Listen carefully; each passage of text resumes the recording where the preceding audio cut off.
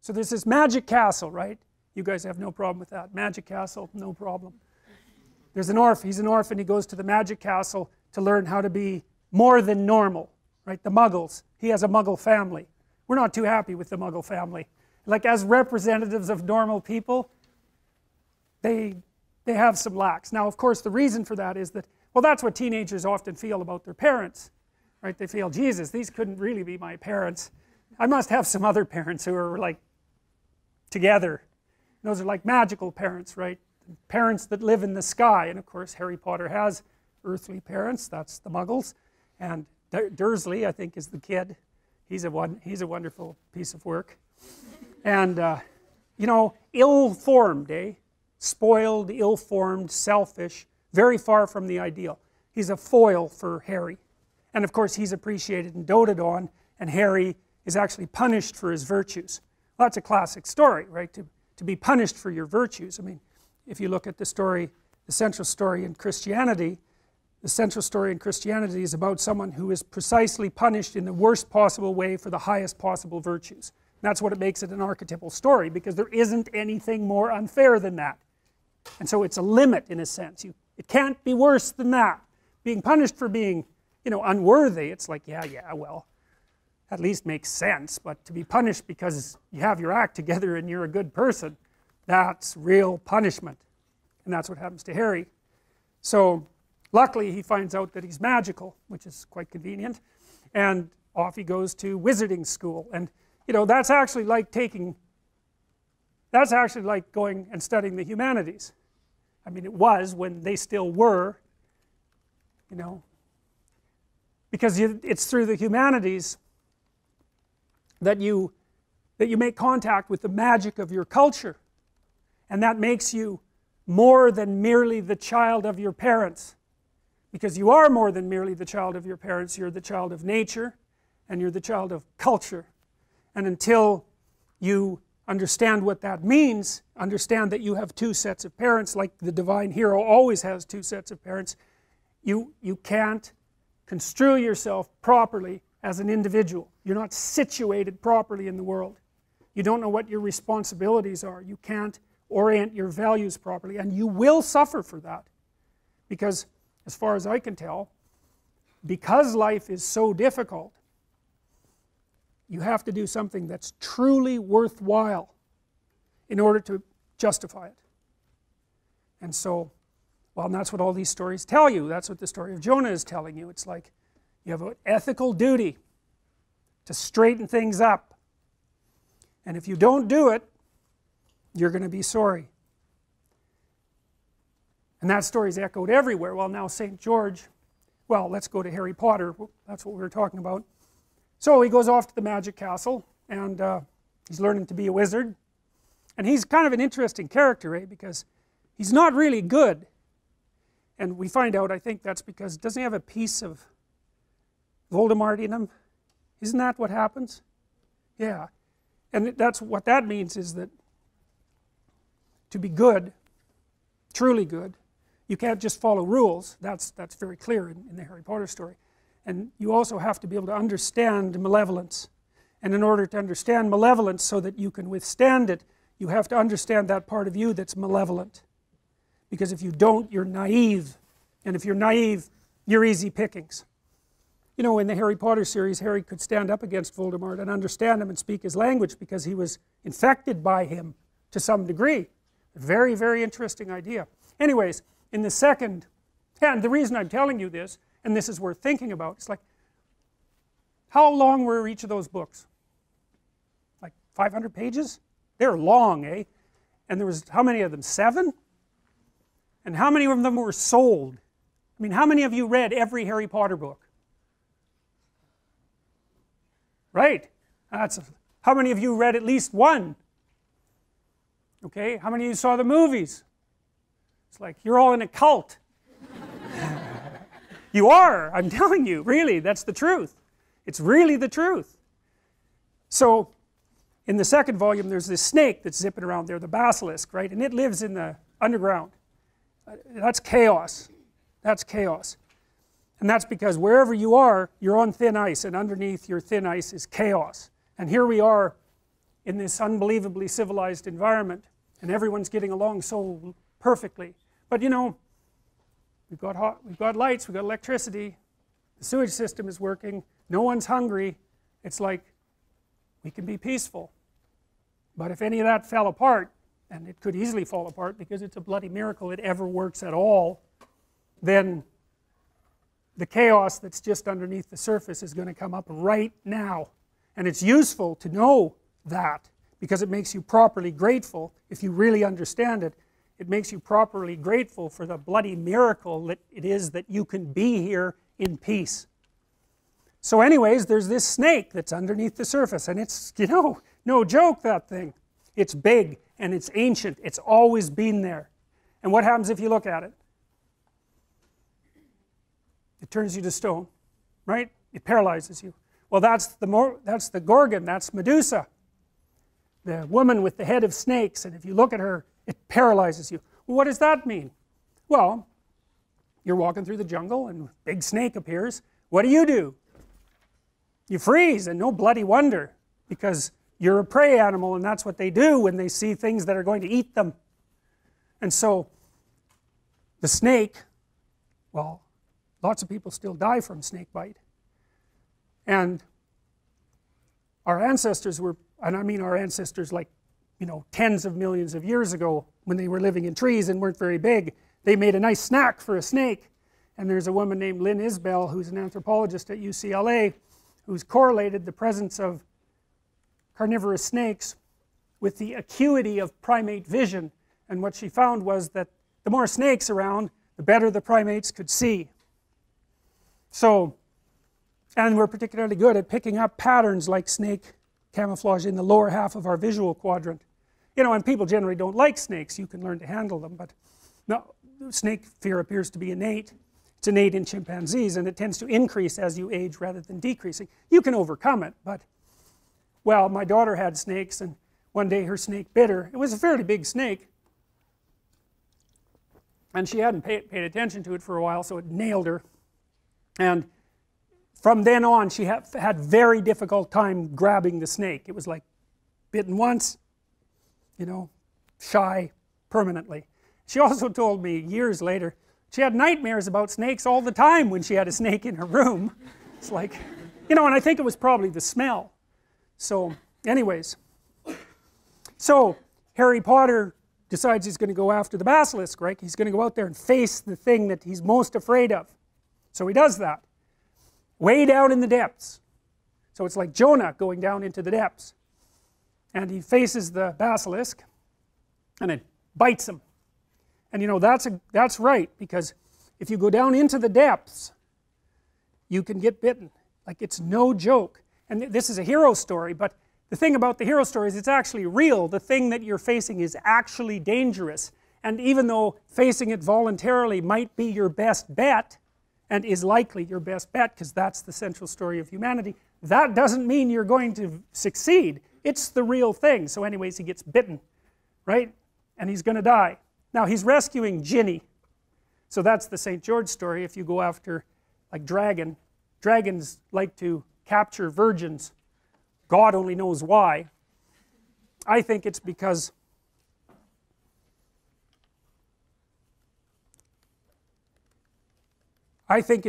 one of the things that male humans have done from the beginning of time is chase the damn predators away. And I suspect that the males from God only knows how long ago, who were particularly good at that, were rewarded with female attention, and why the hell not? So it's deeply rooted inside of us, that idea of facing the unknown and freeing the woman. So the idea there is that if you, it's a male idea in large part. I can talk about the central female myth, and I will as we proceed. The idea is that if you're the sort of person who can stand up against the unknown and the frightening, then you're also likely, if you develop into that sort of person, then you're also likely to develop into the sort of person that other people will find attractive. So, you know, and that's why Jung believed that inside the shadow was the anima, which is like a female figure. And so his idea was something like, you know, if you watch movies, there's always this beta male guy, if they're romantic movies, and he's a nice guy, and he's the friend, and you know, the woman tells him everything, but she doesn't like him a bit. She likes the guy who's like got an edge, and who's capable of, I would say, mayhem, but at least of aggression. Now, that doesn't mean she wants him to be aggressive, but what it does mean is that she wants him to be able to be aggressive. That would be good. And so he's the romantic target, and so he's the person that's incorporated the shadow, and he's someone that is respectable and perhaps useful. And so, well, that's a very old story. He gets bitten, and the bite is poison, and so there he is dying, which doesn't seem to be so good. And then what happens? And again, you guys swallow this, it's no problem. So what's his name, the Dumbledore character? He's got a bird, right? So he's the wise old man. He's the ruler of the castle. He's the ruler of the magic castle. He's the magic king. You know, he's like God the Father as far as Harry Potter is concerned. And he has a bird. What kind of bird is it? It's a phoenix, right? And one of the things that's very strange about a phoenix is that, well, it's immortal, but in a strange way. You know, it lives and lives, I think, 100 years, and it gets older and older, and then one day, poof, it bursts into flames and turns into an egg, and then you get a new phoenix. So that's a symbol of transformation. It's a symbol of transformation. The bird is a spirit or psyche. And so here's what it means, in part. You know how when you learn a lesson in your life that's not very pleasant? Right? It's not like when you learn something important, it's the best day of your life. It's often, the importance of what you learn is often proportionate to just how wretched it is to learn it. You know, you learn things the hard way. You learn things by getting hit, because obviously, if what you're doing is working, you get what you want. There's no learning in that, and that's happy. It's when you're doing something and you hit an obstacle, and maybe you bloody well hit it hard, and then, you know, you recoil, and then you down into the depths you go, and you have to sort yourself out, and you realize that you're, you know, this particular kind of idiot, and that you should probably fix that, and that's really annoying and difficult, and, you know, and maybe you're down in the dumps and anxious for quite a while, and then you get it repaired more or less, and, you know, you put yourself back together. That's the phoenix. Poof, into flames, bang, egg, new you. And so, you know, that's the ability to learn. Now, human beings are very strange creatures, right? Because we're very malleable compared to most animals. You know, like grizzly bears now and grizzly bears 1,000 years ago, it's like, whatever. They're the same thing. They do the same thing. There's no transformation. But human beings, we have this massive brain. And, you know, it's a pain because it means you have to take care of human children until they're 40. And that's a big burden. And so, you know, we pay a big price for it. It also makes childbirth very difficult. And it's costly. You have to eat a lot because you have a big brain, because it uses up a lot of energy. And so, you know, you pay a price for it. But the advantage is you're plastic. You can learn. Now, learning is a strange thing, because you can think of it as just acquiring more information. But you could also think of it, and this is more accurate, as finding out something that you're doing wrong, so that's sort of built into you, like a character element of your character, a presumption of your perception, or a deep habit. It's really built into you. It's a neural structure, right? It's alive. And you have to kill it, because it isn't working properly. And the pain that you go through, in part, when you're suffering because you did something stupid, is it's something like the neurology. I can never get this quite right. It's the pain of the death of that structure. And that can be a huge chunk of you, you know, if you really have to go through a massive revision. It's like the person that comes out the other end might hardly be the same at all. You know, that happens, for example, if you're trying to combat alcoholism, which is just, you know, a wretched thing to do, because, well, all your friends are alcoholic, all your family drinks too much. The only thing you know how to do when you're socializing is to go to the bar and drink too much. You know, and you spend like 20 hours a week on it. It's like, it's not just that you're addicted to the substance, it's like that's how you live. And so if you want to stop being an alcoholic, not only do you have to stop drinking alcohol, but you have to stop seeing all your drunk friends, and maybe you've had them for your whole life, and you have to have continual battles with your drunk family, and then you have to figure out something to do with that 20 hours that's now like hanging around your neck like an albatross. And so you have to let that whole part of your personality die, and a new part has to spring forth. And that's what the phoenix is. And the phoenix is the capacity of the person to transform. And so when Harry gets bit by the snake that freezes him, he gets seriously injured, the phoenix comes in, cries some tears in his wound, it repairs him, bang, he's back to life. And the strange thing is that that's okay with all of the viewers. Now why would that be? There's nothing about it that's rational. Nothing. Right? Magic castle? That's not rational. Giant snake underneath it? That's a little more rational. Turning you to stone, going down there to face it, being rejuvenated by a phoenix? It's like, yeah, that's okay. We'll watch that. We'll swallow it. We'll be completely engaged in it. And the reason for that is because it's a myth. It's about how people, it's a meta story about how to act, about how to conduct yourself in the world, to face the things that you're afraid of that would otherwise paralyze you, to let the death of what is insufficient about you occur, and then to wait for the rebirth. Okay, so science is about what the world is, and myth and drama and dream and the unconscious, all of that. Let's say the aesthetic and artistic and fantastic side of humanity. That's more about how things should be. It's more about how to act. They're lessons in how to act. And they're abstract lessons. People are capable of abstraction, right? So you say, well, there's something good about you, and there's something good about you, and there's something good about you, and there's something bad about you, and you, and you. And so we'll take all the good things and make one good thing out of that. We'll take all the bad things and make one bad thing out of that. And then we sort of understand the difference between good and bad. And we get better and better and better and better at that over the centuries as we distill that, and then we have a figure of ultimate good and a figure of ultimate evil. And that helps us understand what those two things are. Those are the hostile brothers. That's a very common mythological motif. And you could say, well, they're at war inside you.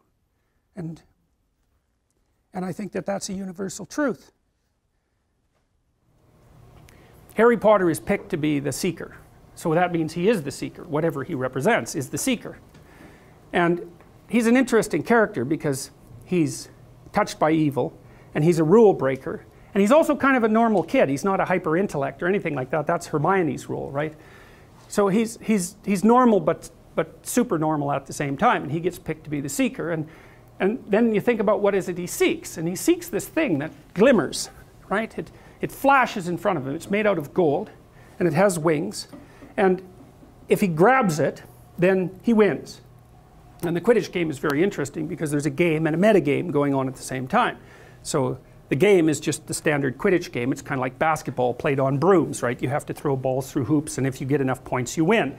But at the same time, so there's the normal players, and then there's two seekers, one from each team. And the seekers aren't playing the same game.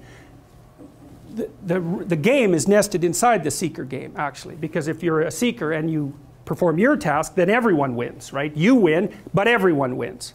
And so you're not even playing the normal game. You're playing the seeker game. And the thing that Harry Potter chases is this thing called the snitch. Yes, the snitch. It's a round circle with wings. It's a very, very old symbol. It's a symbol of what? It's a symbol of reality before it's fractionated into its parts. I don't know how to say it any more clearly than that. It's a symbol of what, imagine that there are things that move forward to make you curious. And you were trying to figure out what was common among all the things that made you curious. That thing that Harry Potter's chasing, that's a symbol of that. It's golden like the sun. It flits around and attracts your attention, and it's always moving. And if you're seeking, you chase it. Things shine forth. And there's a reason for that. And you know that because when you're attending to something you're interested in and you're engaged in it, that's when you're alive. That's when life is worthwhile. It's so worthwhile that in those moments you don't even ask the question about it. The question itself goes away. Because the meaning that you're united with is so powerful that it can push back the adversity that would otherwise characterize life. Nietzsche said, the person who has a why can bear any how.